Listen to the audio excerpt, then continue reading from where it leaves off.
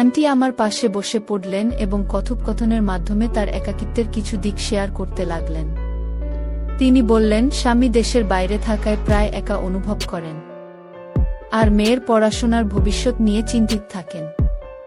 আমি শ্রদ্ধার সঙ্গে তার কথা শুনছিলাম, কিন্তু ধীরে ধীরে। বন্ধুরা, আজকের গল্পটি অনেক অনেক ইন্টারেস্টিং। আশা করি তোমরা পুরো গল্পটি শুনলে তোমাদের অনেক ভালো লাগবে। তবে বন্ধুরা, গল্পটি শুরু করার পূর্বে তোমাদের নিকট আমার ছোট্ট অনুরোধ, তোমরা দয়া করে আমার চ্যানেলটিকে সাবস্ক্রাইব করে আমাকে সাপোর্ট করবা। তো তাহলে চলো বন্ধুরা, গল্পটি শুরু করি। হ্যালো বন্ধুরা, আমি আদিত্য সেন। আমি কলকাতার একজন ছেলে। আজ যে গল্পটা তোমাদের বলব সেটা আমার আন্টিকে নিয়ে। তখন আমি সদ্য স্কুল কলেজ শেষ করে বিশ্ববিদ্যালয়ে ভর্তি হয়েছি। নতুন স্বপ্ন নিয়ে জীবন শুরু করলেও হঠাৎ করে আমাদের পরিবারের আর্থিক অবস্থা অনেকটাই দুর্বল হয়ে পড়ে। পড়াশোনা চালিয়ে যাওয়াটা যেন কঠিন হয়ে উঠেছিল। এই কঠিন সময়ে আমি সিদ্ধান্ত নিই কিছু করতেই হবে। তাই টিউশনি করার কথা ভাবি। এতে পড়াশোনার খরচ বহন করা যাবে এবং পরিবারকেও কিছুটা সাহায্য করা যাবে। অনেক খোঁজাখুঁজির পর ঢাকায় একটি সম্ভ্রান্ত পরিবারে একটি টিউশনি পায়। ছাত্রীর নাম নন্দিনী মজুমদার। সে ১০ম শ্রেণীতে পড়ে। খবরটা শুনে আমি আশায় বুক বাঁধি, ভাবি এই সুযোগটা কাজে লাগাব। ঢাকায় পৌঁছানোর পর প্রথম দিনে আমাকে দেখা করতে হয় নন্দিনীর মায়ের সঙ্গে, যাকে আমি আন্টি বলে ডাকতাম। নাম পল্লবী মজুমদার। পল্লবী আন্টি প্রথম দিনেই খুব শান্তভাবে আমাকে পড়ানোর পদ্ধতি ও মেয়ের পড়াশোনার দুর্বল দিকগুলো বুঝিয়ে দেন। তার কথায় ও আচরণে এক ধরনের পরিপক্কতা ছিল, যা আমাকে অনেকটাই আশ্বস্ত করে। এরপর আমি নন্দিনীকে পড়ানো শুরু করি। মেয়েটি মেধাবী হলেও কিছু বিষয়ে অতিরিক্ত সহায়তার দরকার ছিল। আমি মন দিয়ে পড়াতে শুরু করি। তবে পড়ানোর সময় প্রায় লক্ষ্য করতাম আন্টি আমাদের ঘরে এসে বসেন, যা শুরুতে একদমই অস্বাভাবিক মনে হয়নি। তবে দিন যত যেতে থাকে তার উপস্থিতি ও কথাবার্তা একটু অন্যরকম মনে হতে শুরু করে। মাঝে মাঝে তিনি পড়ানোর ফাঁকে আমার পাশে বসে থাকতেন এবং নানা রকম ব্যক্তিগত প্রশ্ন করতেন, যেমন তোমার বাড়ি কোথায়, তোমার পরিবারকে কে আছেন। প্রাথমিকভাবে আমি সৌজন্যের খাতিরে উত্তর দিতাম, কিন্তু ধীরে ধীরে তার প্রশ্নগুলো যেন বেশি ব্যক্তিগত হয়ে উঠছিল। একদিন তিনি হঠাৎ জিজ্ঞেস করলেন, আদিত্য, তুমি কি কারো সঙ্গে সম্পর্কে আছো? এমন প্রশ্নে আমি কিছুটা অবাক হলেও অপ্রতিভ না হয়ে হেসে উত্তর এড়িয়ে যায়। তখন মনে হচ্ছিল হয়তো তিনি শুধু বন্ধুসুলভ ভঙ্গিতে কথা বলছেন কিংবা একাকিত্ব থেকে এমন করছেন। কারণ তার স্বামী বিদেশে থাকতেন এবং তিনি ঢাকায় মেয়েকে নিয়ে একাই থাকতেন। তার এই আচরণ আমাকে এক ধরনের দ্বিধায় ফেলেছিল। এটা নিছক সৌজন্য নাকি অন্য কোনো মানসিক অবস্থার প্রতিফলন বুঝে উঠতে পারছিলাম না। তবে আমি আমার দায়িত্ব ও আচরণের সততা বজায় রাখার চেষ্টা করে যাচ্ছিলাম এবং নন্দিনীকে পড়ানোর দিকে মনোযোগ কেন্দ্রীভূত রেখেছিলাম। আন্টির ব্যক্তিগত প্রশ্নগুলো ক্রমশ আমাকে চিন্তায় ফেলছিল। তিনি জানতে চাইতেন আমার কোনো ঘনিষ্ঠ বন্ধু আছে কিনা, আমার গ্রামের বাড়ি কোথায়, পরিবারের সদস্যরা কেমন আছেন। এসব প্রশ্ন হয়তো স্বাভাবিকই, কিন্তু তার কৌতূহলের গভীরতা আমাকে বিস্মিত করছিল। আমি সর্বোচ্চ সংযম বজায় রাখার চেষ্টা করছিলাম। আমার প্রধান লক্ষ্য ছিল নন্দিনীকে মন দিয়ে পড়ানো এবং দায়িত্ব সঠিকভাবে পালন করা। কিন্তু আন্টির ঘন ঘন উপস্থিতি এবং এই ধরনের ব্যক্তিগত আলাপ আমাকে মানসিকভাবে একটু অস্থির করে তুলছিল। বিশেষ করে যখন তিনি একদম আমার পাশে এসে বসতেন, তখন অস্বস্তিকর পরিবেশ তৈরি হতো। নন্দিনী মোটামুটি ভালো ছাত্রী হলেও কিছুদিন পর তার মনোযোগে ঘাটতি দেখা যেতে থাকে। আমি নানা কৌশলে তাকে আগ্রহী করার চেষ্টা করতাম, কারণ আমি জানতাম এই টিউশনিটা আমার জন্য কতটা গুরুত্বপূর্ণ। আমি কোনো অবস্থাতেই এই সুযোগ হারাতে চাইনি। তবে আন্টির আচরণ ক্রমে আমার একাগ্রতায় প্রভাব ফেলতে শুরু করল। আমি নিজেকে বোঝাতে লাগলাম, আদিত্য, তোমার কাজটাই মুখ্য, অন্য কিছু নিয়ে মনোযোগ নষ্ট করো না। একদিন আমি নন্দিনীকে অঙ্ক শেখাচ্ছিলাম। সমস্যা ছিল একটু কঠিন, তাই মনোযোগ দিয়ে ব্যাখ্যা করছিলাম। হঠাৎ খেয়াল করলাম আন্টি চুপচাপ ঘরে এসে আমার পেছনে দাঁড়িয়েছেন। তার নীরব উপস্থিতি টের পাওয়ার পর মুহূর্তেই পরিবেশটা কিছুটা গম্ভীর হয়ে উঠল। আমার মন যেন একটু দূরে উঠল, কারণ তার এই আচরণে অস্বস্তি তৈরি হচ্ছিল। তিনি নিচু স্বরে বললেন, আদিত্য, সমস্যাটা কি খুব জটিল?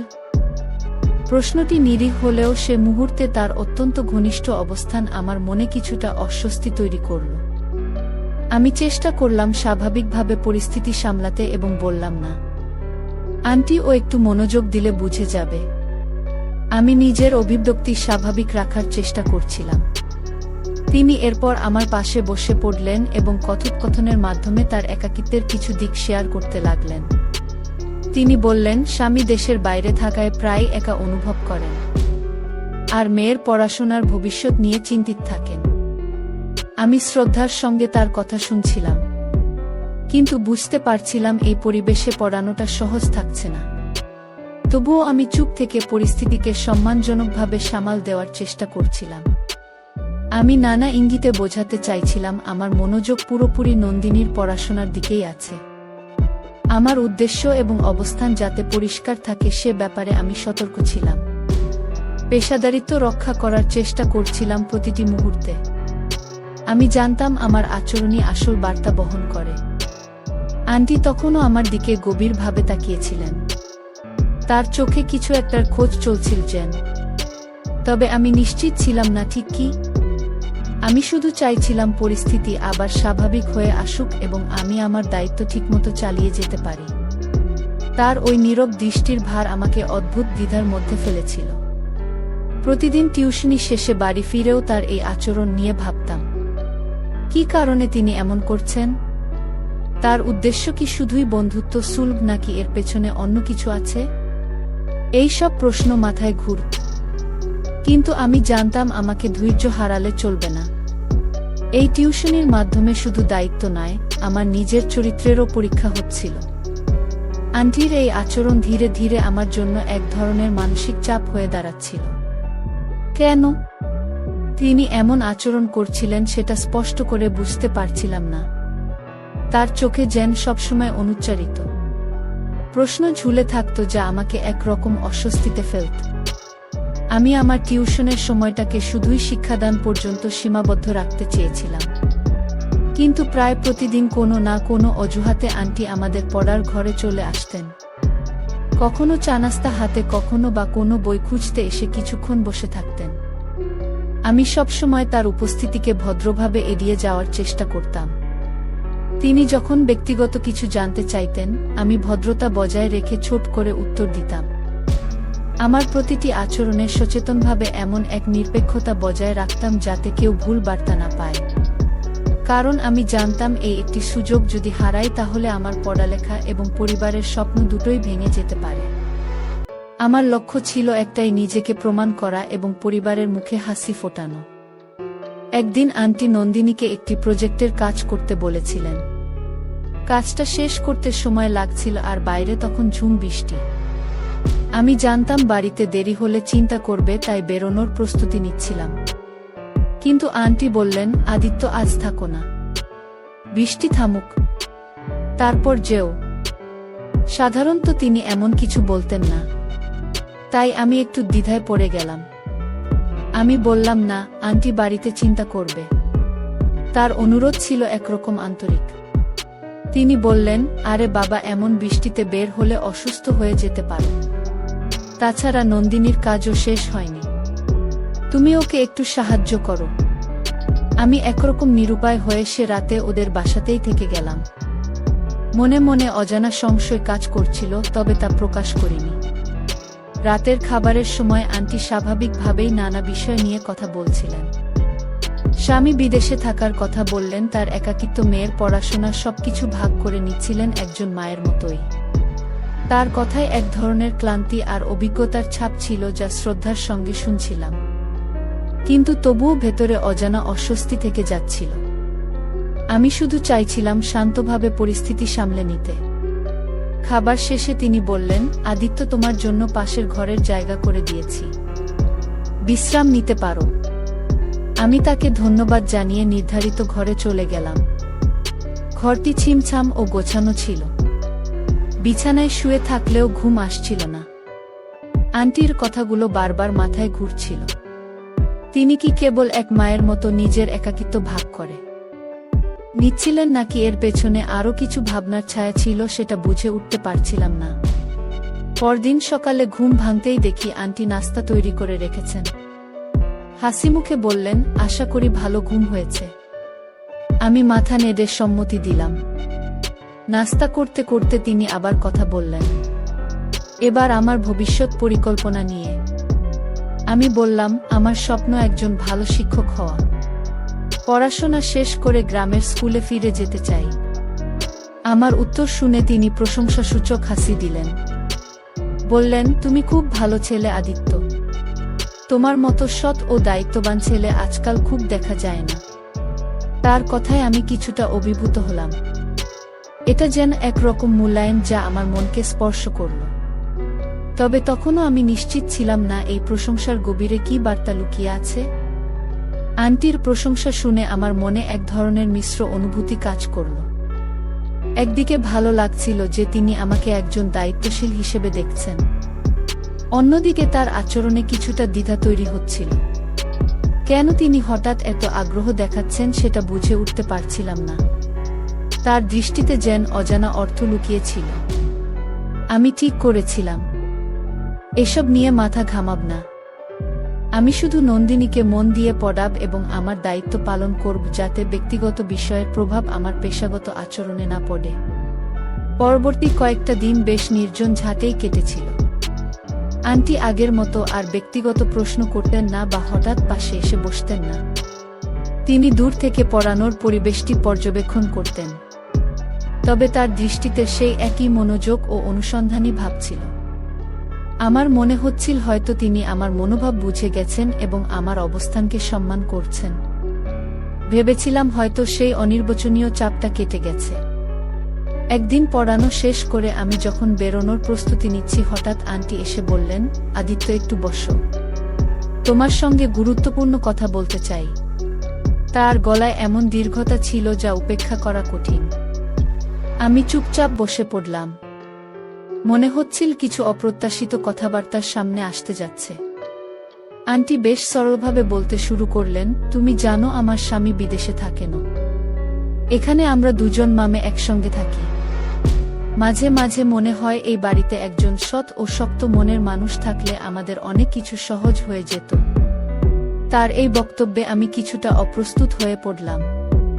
ঠিক বুঝে উঠতে পারছিলাম না তিনি কোন দৃষ্টিকোণ থেকে কথাগুলো বলছেন। আমি নীরবে তার কথা শুনছিলাম। তিনি বললেন, তুমি যে কেমন সেটা আমি প্রতিদিনই দেখতে পাচ্ছি। তোমার মতো মাটির মানুষ আজকাল আর দেখা যায় না। আমি জানি তিনি আমাকে সম্মান দিচ্ছেন, কিন্তু এই মুহূর্তে কথাগুলো একটু বেশি ব্যতিক্রমী লাগছিল। আমার ভেতরটা অস্বস্তিতে ভরে উঠেছিল।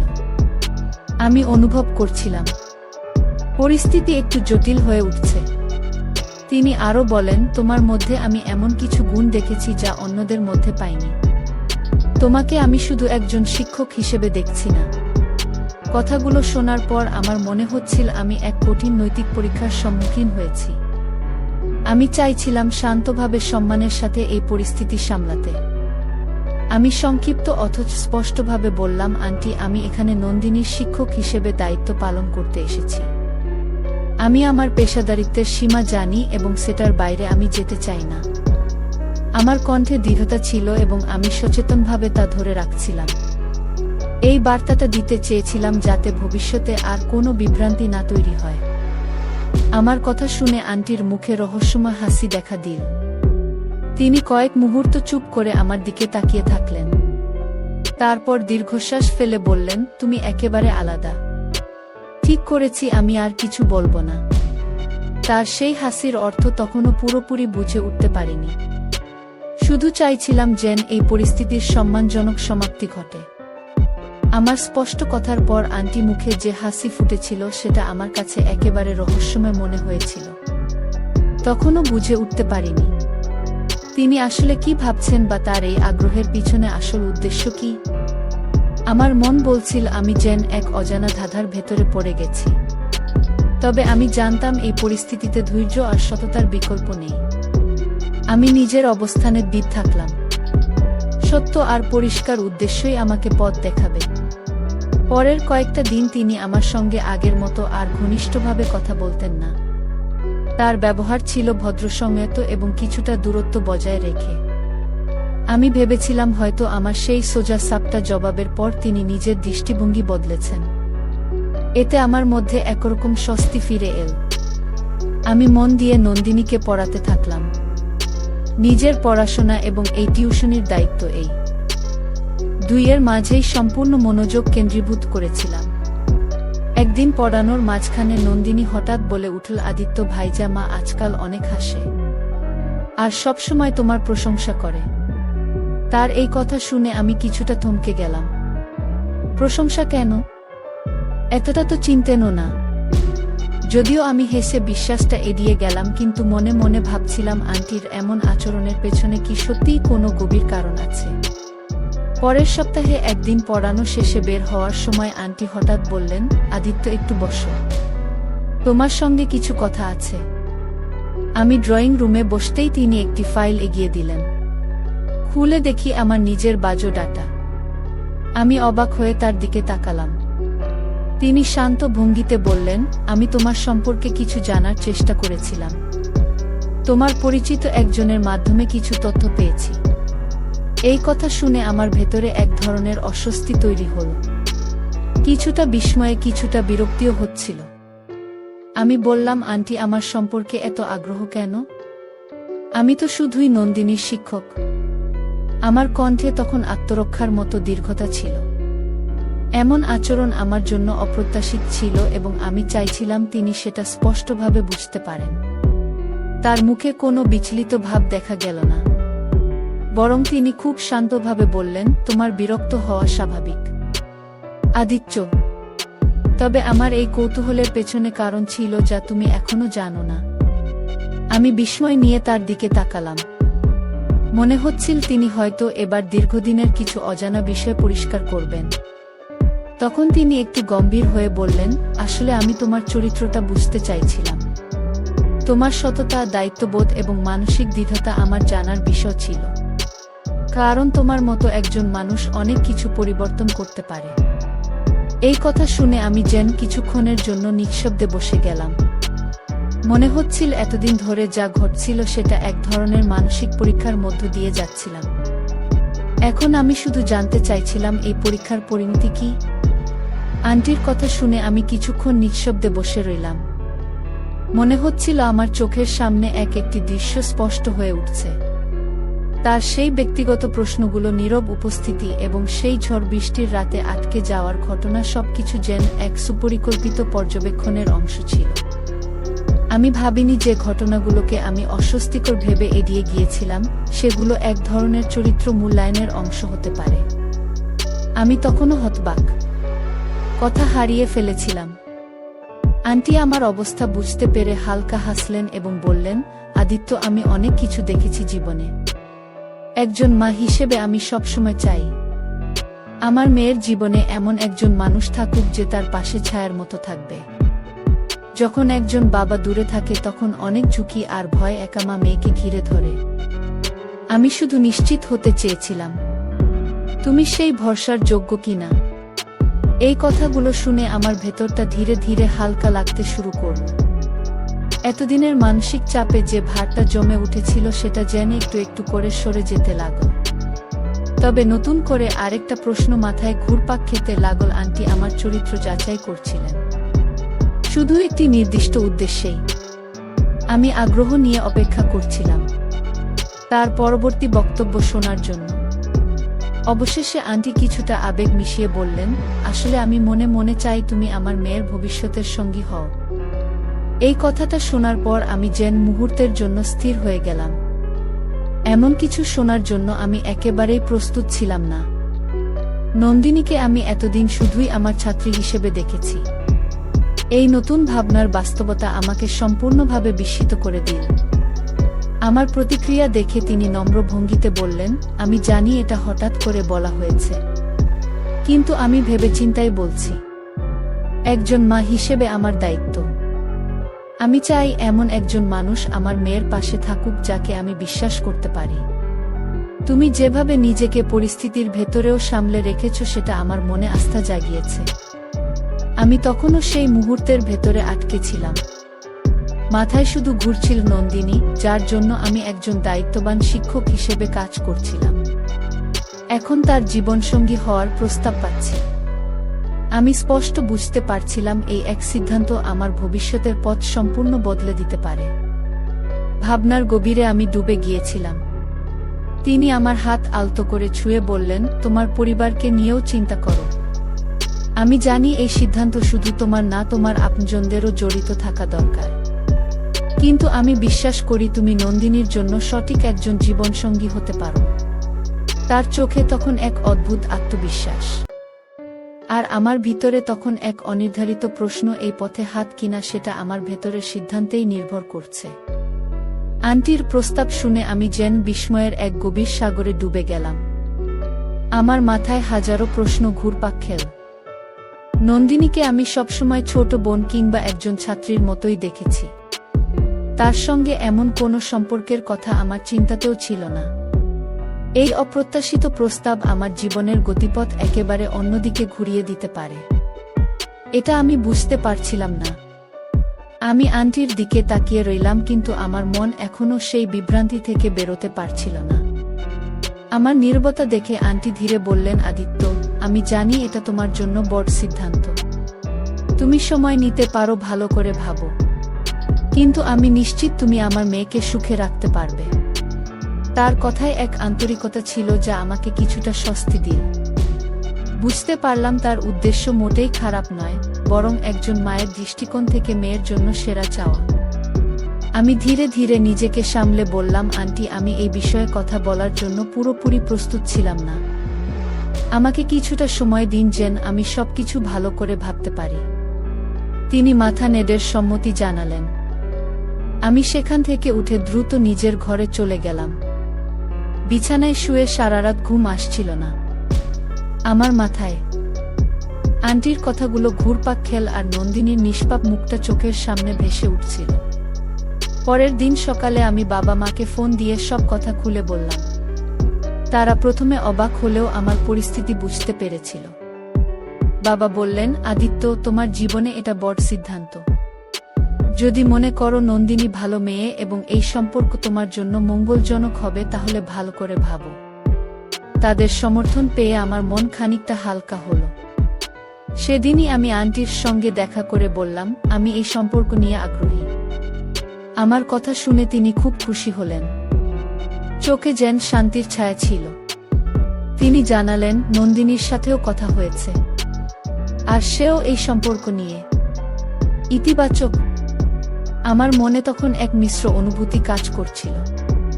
একদিকে খুশি, অন্যদিকে নতুন জীবনের চ্যালেঞ্জ। এরপর সবকিছু দ্রুত এগিয়ে যেতে লাগল।